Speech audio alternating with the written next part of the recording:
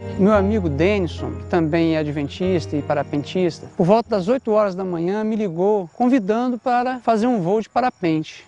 E aí, Betão? Fala, meu irmão Denison. Tá dormindo ainda, cara? Você me acordou, cara. Tô a fim de dar um voo, tá afim? Voar, cara? Aonde? Castelo, lá na rampa de Ubá. Tá bom, eu vou, não tô fazendo nada hoje mesmo, tava dormindo. Aí fui, aprontei meus equipamentos, capacete, se estava tudo certinho, paraquedas reserva, enfim, todo o equipamento. E quando o Denison já estava chegando, eu ia descendo as escadas lá com o meu equipamento, eu notei que algo estava faltando ali. Mas eu não conseguia me lembrar de algo, do equipamento que estava faltando. Depois me veio assim como um estalo na cabeça, que estava me faltando entrar em comunhão com meu Deus, antes de sair de casa para fazer esse esporte, que é um esporte de altíssimo risco. Então eu voltei, deixei o equipamento, ajoelhei, fiz uma oração a Deus, pedi permissão para Ele para fazer esse voo, essa brincadeira, esse esporte. Sentei e estudei a lição do dia, que até, por sinal, falava que tudo tem o seu tempo.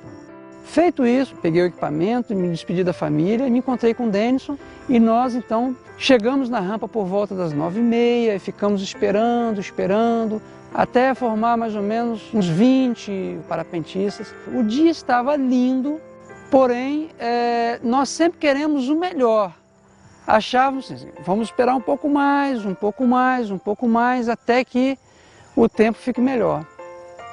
Mas aconteceu que depois do meio-dia o tempo começou a mudar, o vento de norte, que é o vento daquela rampa de Ubá, para vento sul. Começou uma sutil mudança e aquilo foi ficando cada vez mais forte. Alguns parapentistas decolaram, o Denison decolou. Eles não tinham muito na mão o parapente estava assim, um pouco sem controle. Todos eles com rádio começaram a se comunicar, dizendo, olha, não está muito bom, está muito batido, o tempo... E eu estava sem rádio, sem poder me comunicar com os meus colegas. Mas até então, naquele momento, como outras vezes eu já decolei com um tempo turbulento, eu nunca podia imaginar o que ia acontecer segundos depois. Então a preocupação maior naquele momento é que nós, não só eu, mas todos os pilotos, queria comunicar com o Beto, falar, Beto, o vento está sul, vê se afasta da rampa, saia da margem de rotor. E naquele momento nós não tínhamos como nos comunicar. De repente, eu comecei a levar uma fechada, e é normal em parapente, no voo livre, você levar uma fechada, mas não como naquele dia. Levei uma fechada, voava mais um pouco, outra fechada e outra, umas 4 fechadas eu tomei. Até que de repente eu resolvi partir para o vale. Nessa de partir para o vale, eu estava alto do relevo da rampa e eu fui ladeando o relevo até a ponta para depois tomar para o vale. Quando eu estava exatamente na iminência de ir para o vale, eu tomei uma fechada de aproximadamente 70% do parapente e dei o comando que é normal para quando se fecha o parapente, ou seja, o parapente fechou desse lado, eu pesei o corpo do lado direito e também o batoque um pouquinho, para ele sustentar o lado que está aberto e depois ele reinfla o lado que está fechado. Mas, como a turbulência era muito forte, ele orelhou, deu uma orelhada do lado de cá e entrou em espiral. E eu fiz tudo que era possível um piloto fazer para sair dessa espiral. Só que cada vez ele ia aumentando mais. E depois eu comecei a entrar em looping, que é um movimento de acrobacia, mas muito radical, do qual eu não consegui sair. Só me veio uma coisa na cabeça, uma palavra, um nome. Jesus Cristo. Eu gemia e ao mesmo tempo dizia, Jesus Cristo me salva, em voz alta eu dizia, Jesus Cristo me salva. E eu nem olhava para os lados, porque senão eu teria ficado tonto. E o sangue sai da cabeça e você perde os sentidos, e aí não tem jeito mesmo. No último segundo não tinha mais jeito, soltei o reserva, sem saber o que ia acontecer, porque eu não sabia se com o reserva aberto o parapente ia parar o giro. E ele, graças a Deus, parou o giro. Foi quando então o vento tocou ele para uma rocha. Ele teve um impacto muito forte nessa rocha e depois uma queda livre, acredito eu, uns 100 a 150 metros livre. E naquele momento eu confesso que eu achei que o pior tinha acontecido. Despenquei pedra abaixo com aquele equipamento, caindo, caindo e caindo, até que encontrou uma única árvore que tinha. E essa árvore, o parapente, o reserva, seguraram ali naquela árvore.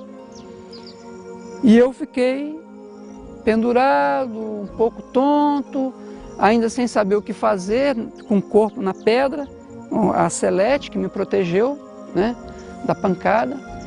Aí eu segurei nas raízes da árvore, fui para trás da árvore e fiquei ali aguardando. Aí eu lembrei que eu tinha um celular. Tentei ligar, isso passaram uns 10 minutos, não conseguia falar com o Denison. De repente, quando eu desliguei o celular, o Denison ligou para mim. E eles aqui estavam apavorados. Quando eu falei, Denison, tá tudo bem, eu não tenho nenhum arranhão. Eu fiquei aproximadamente 1 hora ali, num lugar minúsculo, onde brotou aquela árvore. Nesse tempo que eu fiquei ali, eu pude meditar sobre a minha vida, sobre o que eu estava fazendo da minha vida, sobre a salvação que Deus me deu, porque Deus me deu muito mais do que aquilo que eu pedi. Porque para mim eu não ia ter a salvação para viver mais um dia sequer nessa terra.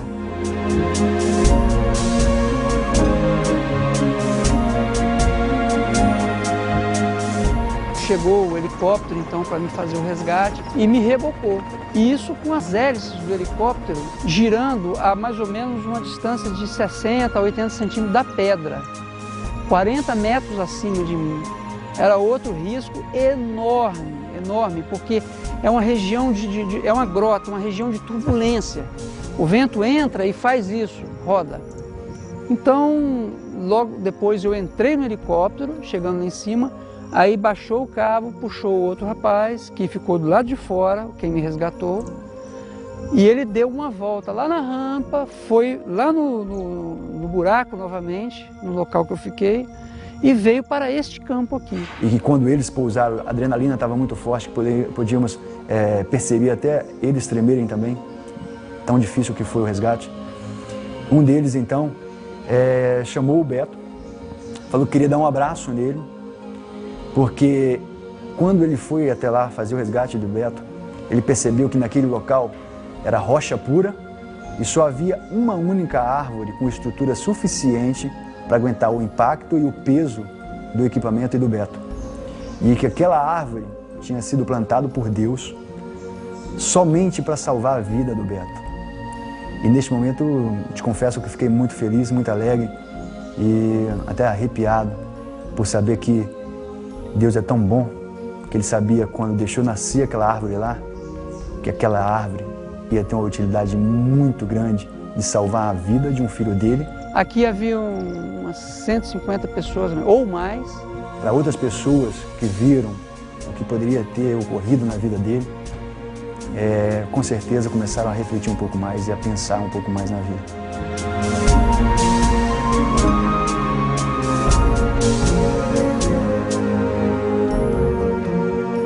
Deus me deu uma salvação e oportunidade maravilhosa de dar esse testemunho que eu estou dando da salvação que Deus me deu.